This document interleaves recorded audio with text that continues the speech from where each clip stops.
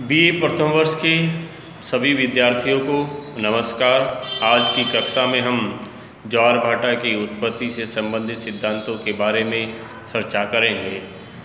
पूर्व की कक्षा में हमने ज्वार-भाटा की उत्पत्ति एवं उसके प्रकारों के बारे में विस्तृत चर्चा की।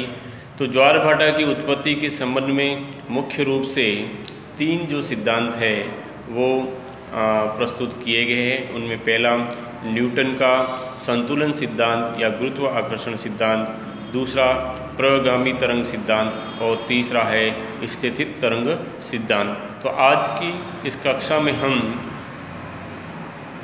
न्यूटन के संतुलन सिद्धांत के चर्चा करेंगे। तो न्यूटन ने ज्वार-भाटे की उत्पत्ति से संबंधित अपना जो सिद्धांत है वो 1687 में दिया था और न्यूटन ने अपने सिद्धांत को गुरुत्व आकर्षण सिद्धांत भी कहा है।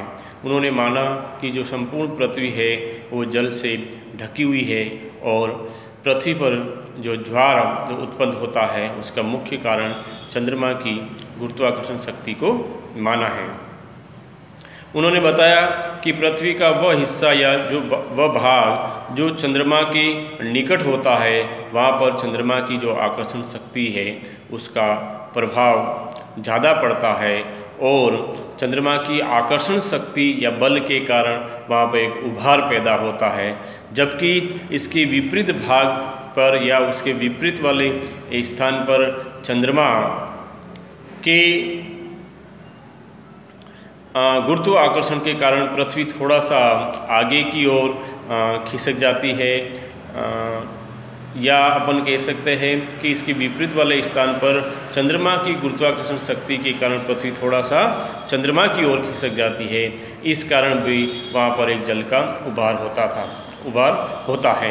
यानी कि न्यूटन का यह मानना है कि संपूर्ण पृथ्वी जल से ढकी हुई है और पृथ्वी पर ज्वार का जो अनुभव है वो चंद्रमा की गुरुत्वाकर्षण शक्ति के कारण उत्पन्न होता है। पृथ्वी का जो भाग चंद्रमा के सबसे निकटतम होता है वहाँ पर जल का एक उभार बनता है। इसके विपरीत वाले स्थान पर चंद्रमा की गुरुत्वाकर्षण शक्ति के कारण पृथ्वी थोड़ा आगे की ओर खिसक जाती है। इसके कारण वहाँ पर भी एक जल का उभार बनता है। इस सिद्धांत के बारे में या इस सिद्धांत में पुनः न्यूटन ने संशोधन करते हुए ये माना कि पृथ्वी पर एक अपकेंद्रीय बल भी कार्य करता है जो पृथ्वी के घूर्णन के कारण लगता है। यानी जब पृथ्वी जो घूर्णन गति करती है उसके कारण अपकेंद्रीय बल भी उत्पन्न होता है या लगता है और जिसका जो मान है वो समस्त पृथ्वी की सतह पर समान रहता है। यानी कि जो गुरुत्व आकर्षण जो अपकेंद्रीय बल का जो मान है संपूर्ण जो पृथ्वी है उस पर समान रूप से लगता है या समान रहता है। उन्होंने माना कि समस्त पृथ्वी की सतह पर जो अपकेंद्रीय जो बल है वो समान लगता है और पृथ्वी का वह हिस्सा जो चंद्रमा के निकट होता है वहाँ पर अपकेंद्रीय बल और गुरुत्वाकर्षण बल एक ही दिशा में कार्य करते हैं। यानी कि पृथ्वी का वह भाग जो चंद्रमा के निकट होता है वहाँ पर अपकेंद्रीय बल और चंद्रमा का जो गुरुत्वाकर्षण आकर्षण जो बल है वो दोनों एक ही दिशा में कार्य करते हैं। परिणाम स्वरूप वहाँ पर जल का एक उभार बन जाता है।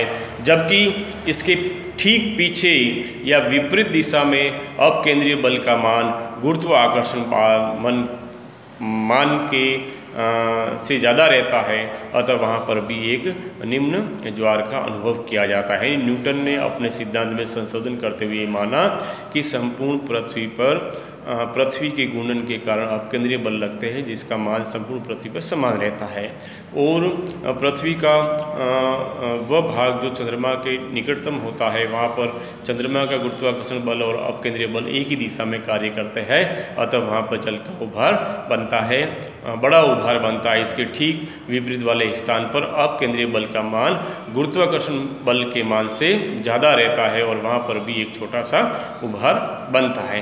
तो न्यूटन ने अपने सिद्धांत में पृथ्वी पर जो ज्वार भाटा की उत्पत्ति का जो मुख्य कारण तो उन्होंने है जो चंद्रमा के आकर्षण बल को माना है, और इसके साथ ही पृथ्वी के घूर्णन के कारण उत्पन्न होने वाले अपकेंद्रीय बल को भी उन्होंने उसको एक सहयोगी के रूप में मानते हुए कहा है कि उसके कारण भी ज्वार का एक उभार बनता है। अब इस सिद्धांत की जो आलोचना की जाती है कि न्यूटन ने अपना जो सिद्धांत दिया, तो कुछ विद्वानों ने उसका विरोध करते हुए उसकी आलोचना की, जिनमें हम पहली आलोचना देखते हैं कि इस सिद्धांत के अनुसार संपूर्ण पृथ्वी यानी पूरी पृथ्वी है जो जल से घिरी हुई मानी या ढकी हुई मानी, जो सर्वथा गलत है। यानी कि न्यूटन ने अपने जो सिद्धांत है उनमें शुरुआत में उन्होंने माना कि संपूर्ण पृथ्वी जल से ढकी हुई है या घिरी हुई है, ऐसा विद्वानों ने नहीं माना है और इसका विरोध किया है कि ये सर्वातर या सरासर गलत है। दूसरे इस सिद्धांत की जो आलोचना की जाती है उसके अनुसार न्यूटन के अनुसार या इस सिद्धांत के अनुसार एक ही देशांतर पर एक ही समय पे ज्वार आने चाहिए, परंतु ऐसा नहीं होता है, ऐसा अभी भी नहीं देखा गया है।